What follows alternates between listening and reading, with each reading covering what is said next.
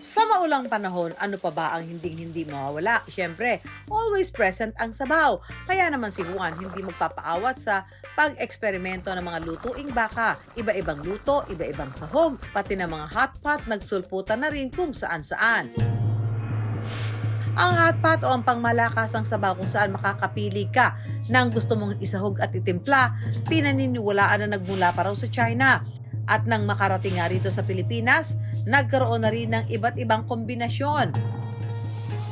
Ang ka-commander nating si Paul na isang Chinese-Filipino o Chinoy, banding na raw ng kanyang pamilya ang magsalo-salo sa tradisyonal na hot pot. At ang dating paborito, ginawa na rin nilang negosyo. Ang napili nga nilang ibida, assorted parte ng baka.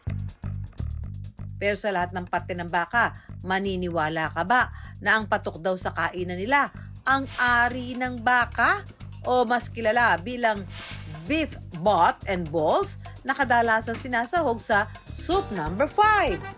Yung mga Kastila, they brought cattle over to the Philippines. It was more or less exclusive to the Spanish community here.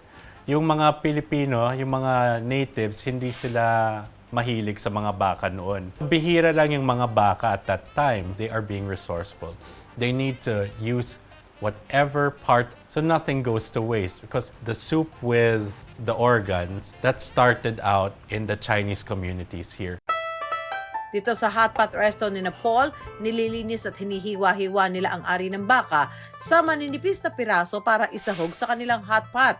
Yun, mga ka-wonder, siyempre pa, medyo maulan ngayon at napapansin nyo, ang paligid ay medyo maginaw. Tikman ang isa sa pinakamasarap na hot pot dito. Kaya tara, alamin na natin kung gaano kasarap yan. Let's go!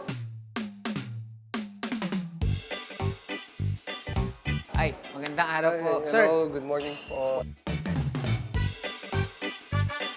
And we have beef balls, beef ball, cheese ball namin. This is prawn balls. prawn balls. Opo. Ito squid, fish ball. Yun po yung lobster ball. Puro ball, no? Wala bang baseball o football? Wala po. Wala pa. Na, inaayos pa lang. Pinaka pagkain po namin dito, itong mga beef po natin dito. Sa soup naman po, ang kinuha natin ngayon is yung spicy Spicy. and herbal medicinal soup. Wow, mukhang okay ako sa herbal. Sana nandito ka, Mama Su. Naku po. Aba, yayamanin ka for today, Empoy, ha? Mukhang nakakarami ka ng baka. Sige, Paul, ibida mo na kay Empoy ang bestseller niyo yan. Meron po kaming gustong ipasubok sa inyo. Subukan natin lahat yan, Opo. Sir Paul. Ito po, pinaka-best at saka kadalasan ng umu-order nito mga kalalakihan. Ano po ba yan? Ito yung main ingredient na Ginger. tinatawag na soup number 5. Ah, totoo ba? Oh, ito yung tinatawag namin na bat and balls. Or sa Tagalog, ari ng baka po. Hindi pa nakaka-high blood. Hindi naman po. Bat and ball. Mani mo ka. The first time ko kasi magtitikim na yun. Sa sausaw ko pa ba? Yes sir? po, yes po. Preferably isaw-saw talaga. Actually, hindi ko manguya talaga eh. Kasi nung nalaman ko talaga, hindi ko siya maano na yung pala yun. Kasi para siyang lasang ox brain. Kasi nung araw kasi nakatikim na ako ng ox brain.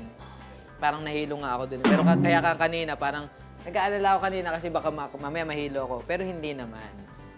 Masarap siya. Magaspang. Yung pinakaloob, parang siyang leche plan na nasunog na bulok. Pero masarap siya. Sa pagkain po niyan, ang sinasabi po nga sa Chinese culture, if you want to improve something sa katawan mo, you eat that part sa pagkain mo.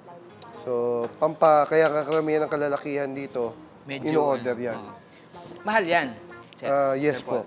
Kasi kung isipin nyo, sa 100, puro lalaking baka lang at syempre bawat isang baka, isang set lang ng part ng merong ganun. At saka talagang nakikipag-agawan kami ng supplies po niyan. Nagkakaubusan yung ganyan, yung Yes po. bat and balls na ano. Abay, sulit na rin Mami Su at sa ating mga ka-wonder. Sa halagang 999 pesos hot pot, may unli pili ka na iba't ibang parte ng baka. Kore-Korean Empoy at syempre, huwag kalimutan, hinay-hinay lang sa pagkonsumo ng ari ng baka, ha?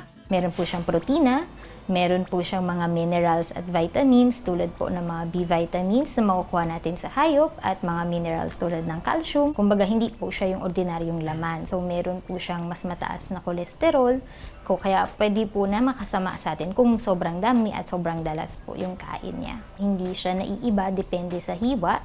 Pero ang maaari lang po ay dahil mas manipis siya, mas madami yung nakakain mo nang hindi mo napapansin.